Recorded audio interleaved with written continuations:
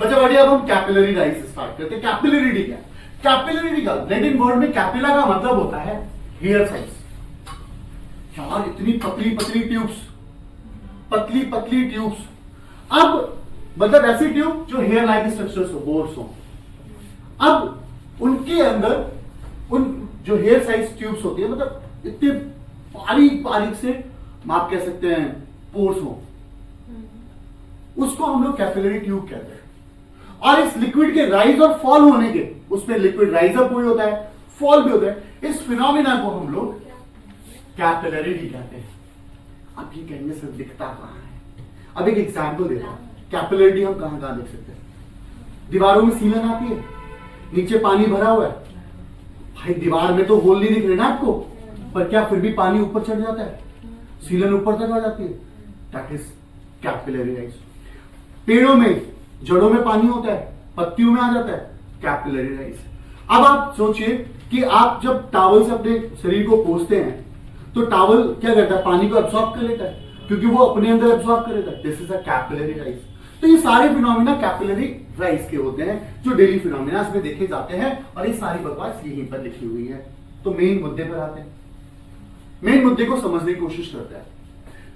मतलब rise of liquid in a capillary, right? अभी tube में कितना लिक्विड राइज अप होगा, एच कितना लिक्विड कितना ऊपर तक जाएगा, कौन कौन से फैक्टर्स पे डिपेंड करेगा, आज की डेरिवेशन में हम लोगों को ये करना है, इस हाइट को करना है। बस इसको समझने से पहले थोड़ी सी छोटी सी बात समझिएगा, आपको टॉपिक पूरा फील दिलाएगा वो टॉपिक। आप इस कैपिलरी के फंक्शन को समझने के लिए टब बनाते हैं, और टब की 3 कंडीशंस देते हैं। बस आप ध्यान से सुनिएगा, विद इन 5 मिनट्स से टॉपिक हो जाएगा।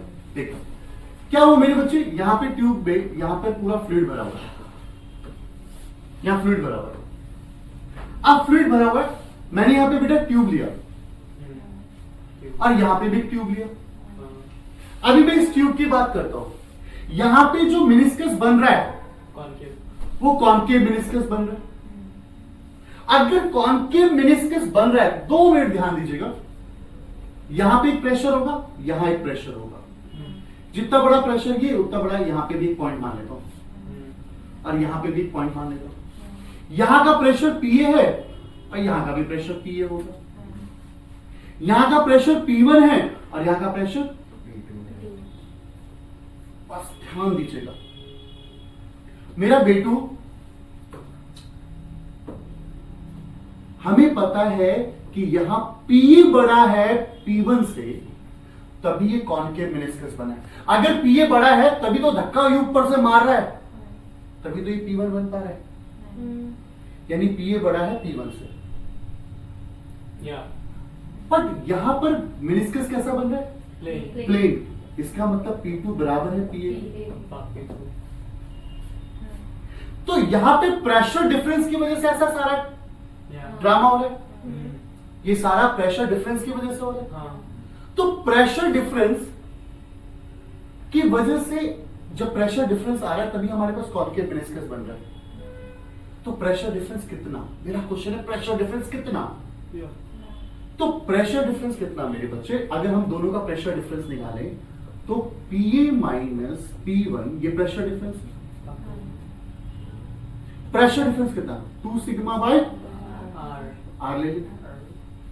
सर ये प्रेशर डिफरेंस कहां से आया? एक्सेस प्रेशर वाला जो डेरिवेशन किया ड्रॉप का, क्योंकि ड्रॉप एक एयर से कांटेक्ट में होता है। बस 5 मिनट ध्यान देना है। PA minus P1 equal to 2 sigma by R, यानी जो प्रेशर डिफरेंस है वो 2 सिग्मा यहाँ आ है। बट यार एक बात हो, सिंपल सा एक बस एक लॉजिकल क्वेश्चन से सोचते हैं। पास्कल साहब कहते हैं भाई ये दोनों प्रेशर बराबर होने चाहिए। हो नहीं रहा, केस तो गड़बड़ हो रहा है। कहां बराबर है? दिख रहा है ये बराबर? बराबर होता तो प्लेन मेनिस्कस होता, पर यहां पर क्या दिख रहा है? कॉन्केव मेनिस्कस दिख रहा है। मामला गड़बड़ है। तो मामला गड़बड़ है तो इसको सॉल्व करने के लिए क्या होता है? इसको बैलेंस करने के लिए, P1 को P2 के बराबर करने के लिए पता क्या किया जाता है? प्रेशर डिफरेंस कितना है? 2 सिग्मा बाय R। इस 2 सिग्मा बाय R को मैनेज करने के लिए लिक्विड क्या होता है? ऊपर राइज अप होता है। लिक्विड ऊपर राइज अप होता है। Liquid rise up rise up rise up करके एक एच हाइट तक लिक्विड क्या हो जाता है, राइज हो जाता है। जब लिक्विड राइज हो गया, अब मेरी बात को सुनना, यहां पे प्रेशर आप एक कोई भी पॉइंट पर मान लेना P3। ये तो केस मिसमैच है ना, बट इसको पास्कल के अकॉर्डिंग सॉल्व करने के लिए इन दोनों को बराबर होना जरूरी है। तो बराबर करने के लिए मैंने क्या किया, ये प्रेशर डिफरेंस को कम करने के लिए क्या हुआ, लिक्विड अपने हाइट को राइज अप करेगा। और लिक्विड कॉलम का प्रेशर कितना होता है, P equal to h rho जी।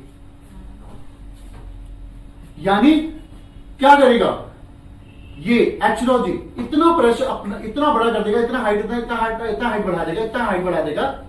क्या हाइट बढ़ाने के बाद ये वाला प्रेशर डिफरेंस इसके बराबर हो जाएगा।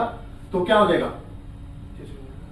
2 सिग्मा बाय आर, भाई मैनेज हो जाएगा ना। फिर कुल मिलाकर ये क्या बनाएगा, देखो प्रेशर डिफरेंस कितना बनाएगा बेटा, pressure difference H rho G, या एक काम करो सीधा, pressure difference P equal to 2 sigma by R. Pressure difference कितना हो जाएगा, एच रॉ जी। इसको किसके बराबर होना पड़ेगा, 2 सिग्मा बाय आर है। आप समझ रहे हैं मेरे बच्चे, राइज अप क्यों हुआ, ये केस मिसमैच हो रहा है, ये केस बिल्कुल मिसमैच हो रहा है, क्योंकि ये बड़ा है, ये हमें चाहिए दोनों के पॉइंट्स बराबर, हमें चाहिए कि ये दोनों के दोनों बिल्कुल बराबर हो पास्कल के अकॉर्डिंग। बराबर होने के लिए क्या करना पड़ेगा, ये जब लिक्विड ऊपर की तरफ राइज अप होगा, देखिए ना, आप एक सिंपल से टर्म्स में बताता हूं, मैं मान लेता हूं, एक बस विद इन सेकेंड समझिए, यहां का प्रेशर कितना है मेरे बच्चे, आप ध्यान से समझिए, यहां का प्रेशर 10 है, एक एग्जाम्पल, और यहां का प्रेशर 15 है, तो ये भी 15 है, तो ये भी 15 होना चाहिए, ये 15 यहां मैच कर दिए इक्वेशन, ओके 15 मैच कर दिया। मेरे को पता है कि अगर ये 15 है तो इसे भी 15 होना पड़ेगा, तो इसे 15 करवाने के लिए मुझे क्या करना पड़ेगा, मुझे इस लिक्विड को और राइज अप करना पड़ेगा। जब लिक्विड का लेवल ऊपर राइज अप होगा, तो यहां एटमॉस्फेरिक प्रेशर 15 है, तो लिक्विड का जब राइज अप होगा, हाइट बढ़ेगा इस पॉइंट पर लिक्विड का लेवल, तो ऑटोमेटिक ये 10 से क्या हो जाएगा, तो 10 से ये जब 15 हो जाएगा, तो P equal to h rho g उस डिफरेंस के बराबर हो जाएगा 2 सिग्मा बाय आर के। आप समझ पाए, 2 सिग्मा बाय आर के डिफरेंस के बराबर हो जाएगा। अब देखो मेरे बच्चे, यहां से बस इस लास्ट केस में हम देखेंगे, लास्ट केस पे क्या होगा कि आप ये देख रहे हैं कॉन्केव मेनिस्कस बन रहा है। जब एक कॉन्केव मेनिस्कस बन रहा है तो एक सर्कल का पार्ट है, तो हमने आर उसका रेडियस मान लिया, किसका, कॉन्केव मेनिस्कस का। कॉन्केव मेनिस्कस का रेडियस क्या हमारा, आर, और ट्यूब का जो रेडियस है वो कितना है, छोटा आर, एयर साइज ट्यूब है। तो इस डायग्राम को अगर मैं बनाऊं, और थीटा क्या है हमारा, एंगल ऑफ कांटेक्ट, तो आप इस डायग्राम को बनाते जरा, ये आर किसका आर है, कॉन्केव मेनिस्कस का रेडियस है, ये आर किसका है, ट्यूब का रेडियस, ये हमारा थीटा। तो बेटा मेरा अब हमें चाहिए आर, तो हम कॉस थीटा निकालते हैं, बेस बेस बेस क्या है, आर अपॉन कैपिटल आर। तो बेटा आर कैसे निकलेगा, R by cos theta, R equal to R by cos theta. तो हमारे पास क्या फॉर्मूला है, हमारे पास फॉर्मूला है H rho G equal to 2 sigma by R, H rho ji 2 sigma R upon में, अरे यही तो है, आर अपॉन कॉस थीटा। बेटू मेरे ये गया ऊपर, एच रॉ जी 2 sigma upon r cos theta, h क्या होगा, 2 sigma cos theta upon r rho g. This is the capillary height. यह हाइट है जिस पे लिक्विड राइज अप होगा। बट आपको बता दिए फॉर्मूला गलत था जो ड्राइव हुआ। इसका प्रैक्टिकल यूज जब हमने प्रैक्टिकली इसको निकाला, फाइंड आउट किया प्रैक्टिकली, अभी ये थ्योरेटिकली है, तो थ्योरेटिकली मान लीजिए हाइट आ रहा था 10, हाइट आ रहा था 10, क्या थ्योरेटिकली जब हमने हाइट निकाला तो आ रहा था 10। प्रैक्टिकली जब चेक किया, या आप ऐसा कह सकते हैं कि जो प्रैक्टिकली हाइट आ रही थी वो प्रैक्टिकल हाइट आ गई हमारी 10 प्रैक्टिकल हाइट। जब हम थ्योरेटिकली देख रहे थे तो ये 10.000000001 आ रही थी।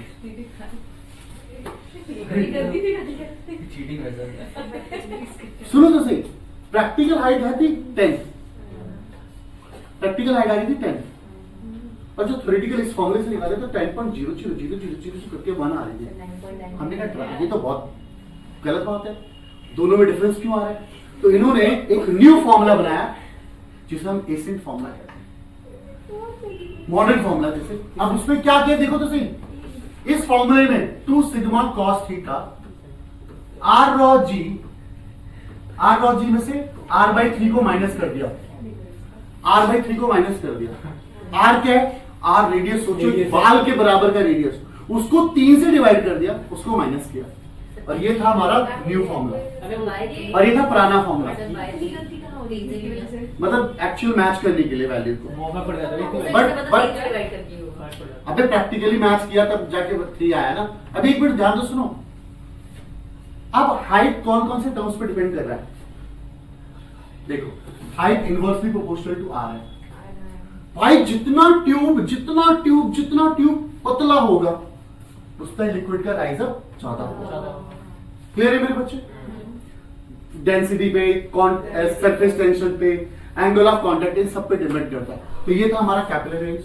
अब इसकी सेपरेट वीडियो जो न्यूमेरिकल्स वाली है वो आप नेक्स्ट वीडियो में देख सकते हैं। तब तक के लिए चैप्टर वाइंड अप होता है और यहीं पर ये 1 शॉट कंप्लीट होता है। मिलते हैं नेक्स्ट वीडियो में, तब तक के लिए बाय बाय, गुड लक, आप सभी को राधे राधे।